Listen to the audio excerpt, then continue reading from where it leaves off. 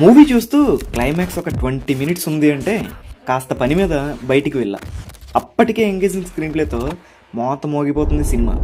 చాలా రోజుల తర్వాత అరే నెక్స్ట్ ఏమవుతుంది అని ఒకటే క్యూరియాసిటీ బిల్డప్ చేసిన సినిమా ఇది. Hello, welcome back our channel Cinemax. Today's review of the film Sirai, starring by Vikram Prabhu and directed by Suresh. Okay కానీ మ్యాటర్కి రారా అంటారా? ప్లాట్ లైన్ చూస్తే సింపుల్.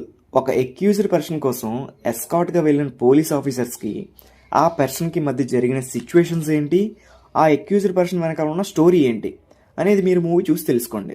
తీసుకున్న పాయింట్ నార్మల్గా ఉన్న ఎగ్జిక్యూషన్ మాత్రం మోత మోగిపోద్ది. మెయిన్లీ రియల్ లైఫ్ సిచ్యువేషన్స్ని చూస్తున్న ఆడియన్స్కి బాగా కనెక్ట్ అయ్యేలా డైరెక్ట్ చేశారు director Suresh. Police officers accused పర్సన్స్తో ఎలా ఉంటారో అనేది కూడా క్రిస్టల్ క్లియర్గా చూపిస్తారు మూవీలో. ఎమోషనల్గా చాలా కనెక్ట్ అవుతాం మూవీతో. ఇంకో థింగ్ ఏంటి అంటే స్టోరీని ప్యారల్గా చాలా ఎంగేజింగ్గా తీసుకెళ్తారు.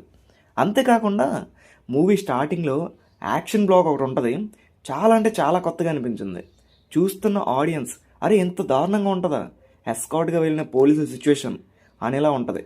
అంతలా మూవీకి కనెక్ట్ అవుతాం మనం. ఒకవైపు ఎమోషనల్గాను, ఒకవైపు థ్రిల్లింగ్ మూమెంట్స్తోనూ సినిమా భలే ఉంది.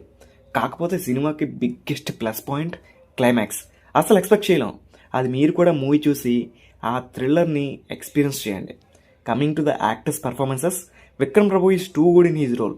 ఈయన పోలీస్ ఆఫీసర్గా స్క్రీన్ మీద కనబడుతున్న ప్రతిసారి స్క్రీన్ ప్లే మంచి రేసీగా ఉంటుంది.